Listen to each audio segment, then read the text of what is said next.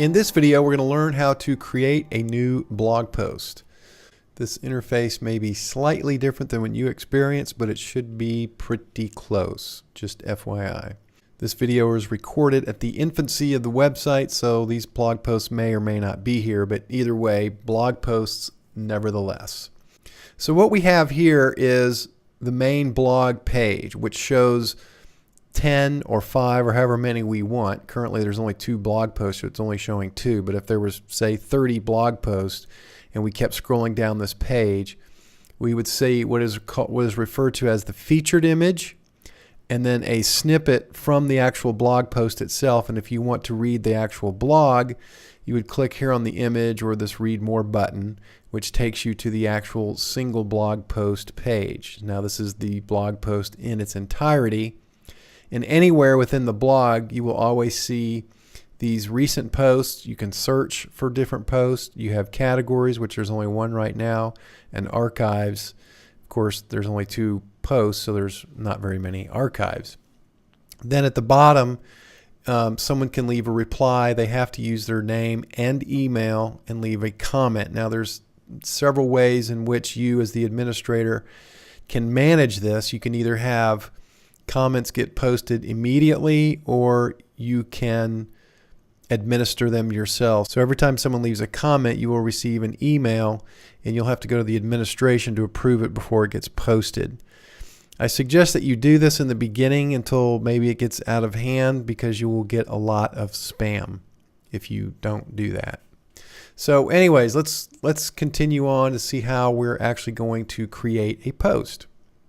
So at the bottom of the page, in case you ever forget, we have a link that takes us to the admin section. Now, depending on what browser you're using, and I'm using Firefox right now, and I suggest that you do it this way. You could simply click on admin. This is going to replace the contents of this page and take you to the admin section. What I prefer to do is actually open up the administration part in a separate tab. That way I can go back and forth. So if I hold down the command key on a Mac or control key on a PC and then click on admin, it will open up the administration in a separate tab. So you see we can quickly look at the front end of the site and the back end of the site. Now, if it didn't jump over to this tab in your browser, just click on it. In Firefox, it actually jumps over there for you. So I'm going to go ahead and log in real quick. You will log in with your own credentials, and that will take us into the admin section. So now if we go back to the front of the page and I refresh, now that we're logged in, you're going to notice this black bar across the top. And when you're logged in, you will always see this black bar, and that will allow you to go to anywhere on the site and click on this. In this case, this is a post, so it would say edit post. But if I was, for example, on the services page, this would say edit page. And again, I would hold down the command key or control key on the PC and click this, and this would allow us to edit that page. Now we've kind of gotten a little bit off track there, but you probably need to know that because you're going to see this once you're logged in and you go to the home page. So I just want you to know what that is.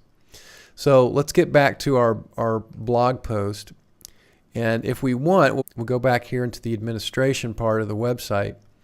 So a quick way we can create a draft. Now this doesn't actually post it, so if you had something on your mind real quick and you want to say, oh, I got an idea for a blog post, this would be a good place to do this right here in the dashboard of the administration. So I could quickly just give this blog a title.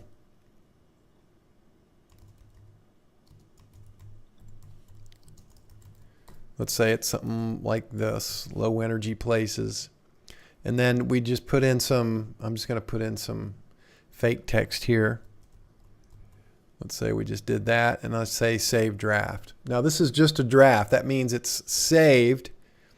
It is just a draft, and you can make as many as you like here, and it will save it right here. So if you ever want to go edit it, click on low energy places, and this will take you to the post where you can go and finish it up, add images, etc. Or if you wanted to, let's go back. If you came in here at a later date and you went to posts over here, this will list all your posts, and you can see here this says draft. So you would simply click edit, and this lower menu shows up when I put my cursor over this area. So I'll click Edit, and it takes us to the same place as we were before. So let's say this is the posting that we wanted. You can see that this is not put a space in here. So this may be one reason not to use that front end editor, because I don't know why it doesn't, but it doesn't put in the space here. But let's go ahead and publish this. I'm going to click Publish. Now, if you're logged in, by default, it should make you the author. But in the event that you are writing this under someone else's name and you want to change the author's name, let's go up here to Screen Options. Just click on this. And we're going to click on Author. And we can hide this now. And now if you scroll to the bottom, you'll see Author, John Doe. See, I'm logged in as John Doe. But if I wanted to change it to anybody else, I could simply click in here. For example, I'll do it for Amelia. And you always want to leave this format as standard. This is more advanced stuff that we're not going to get into right now. You also want to select a category for this particular blog. Now, I recommend, since you can add categories right here, is not to just start randomly adding categories. Actually give this some thought as to what type of blogs this is. Is it human interest? Is it land? Is it business? Does it pertain to something more personal, etc.? Whatever the case is, give it some thought and then create categories here, because later people may want to come here and search by categories. And you'll really save yourself a lot of time and aggravation if you put some thought into this. If you really don't know right now, don't worry about it. But really, I would like to think that none of your, or very few of your blogs should be uncategorized. They should fall in some category. And this categorization is only used as a means to narrow down a blog post or to search in certain areas for a blog post. As time goes on and your site grows and you have maybe hundreds of blog posts, it will make it very difficult for anybody, including yourself, to find a blog post. And this just adds another level of narrowing it down. And you can do the same thing with tags. And if you want, just Google tags and that will help explain it better. I don't really want to go into that at this point. So I'm going to go ahead and hit Update. And if we go to the front of the page, the latest post is always going to be up top. So now if I refresh this page, that post we just created should just show up here. Now this one doesn't have any images. We haven't put an image in it. And if we click Read More, as I said before, it'll take us to this page. And we could leave a comment here if we wanted to. I'm already logged in, so it's not asking me for my name and email address. What if we wanted to add an image to this?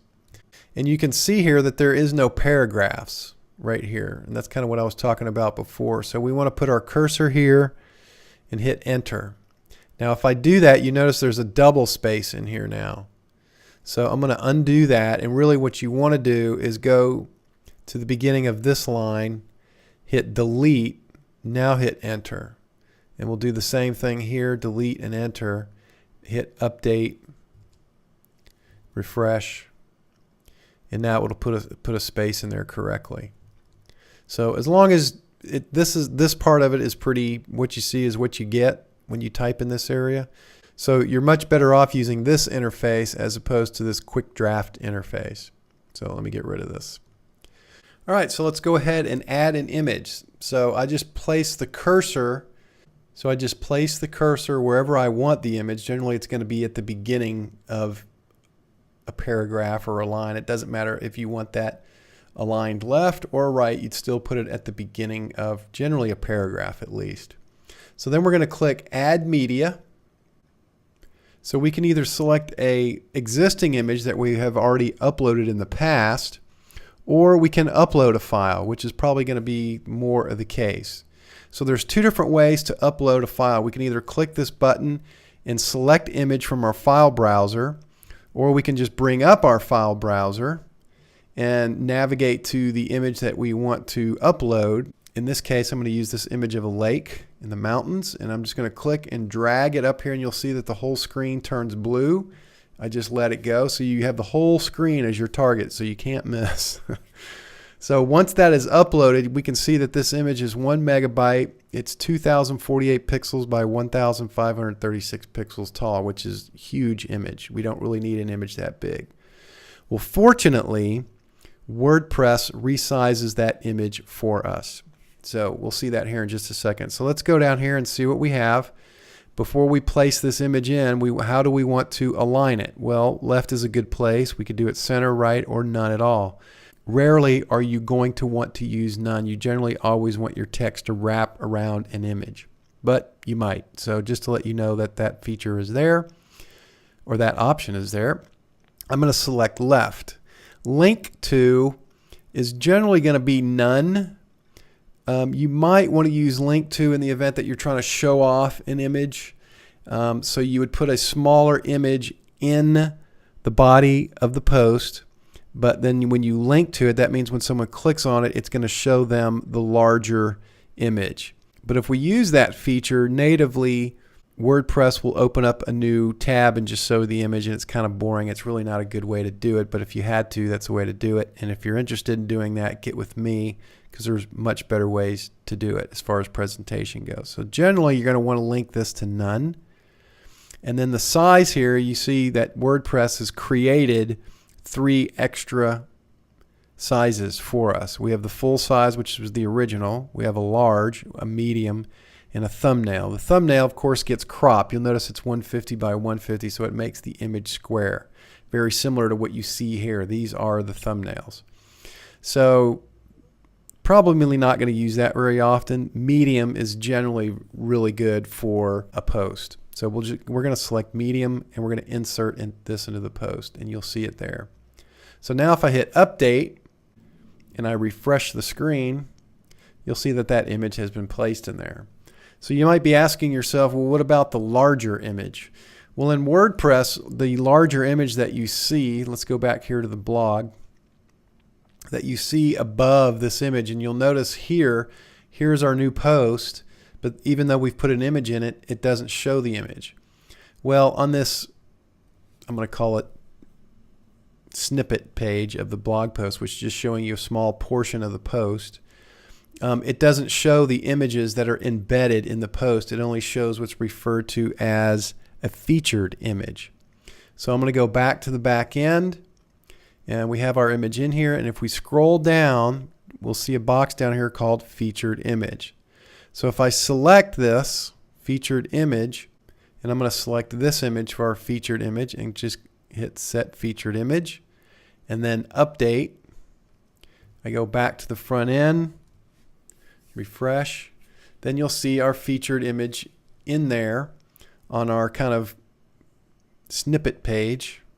If I say read more, and to get to this actual post, I can either click on the image, you see the big link button, or I can click on read more, either one. And now you see both our images. You see our featured image and of course the image that we put in here. So a featured image you may or may not want to use. That's optional, up to you. Now this image doesn't look great because it's not supposed to be this big. It's a smaller image, so it's stretching it out, and so that's why it's pixelating. But when you upload an image like this, as this type of image, it will look just fine. So you can decide whether you want to do a featured image or not. I think it's kind of nice, especially on the blog page itself that's showing you snippets of all the blogs that you've posted. I think it's kind of nice to have an image here, but I'll leave that to you.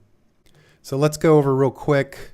If I took this image out and we wanted to add an image again, but we wanted to add it from our media library, pretty much it's just like you uploaded it, only these images are already there, so it's pretty much the same. You would just click an image, select the alignment, put none. In this case, full size is, this image wasn't a big image when we uploaded it, so full size is as big as it gets.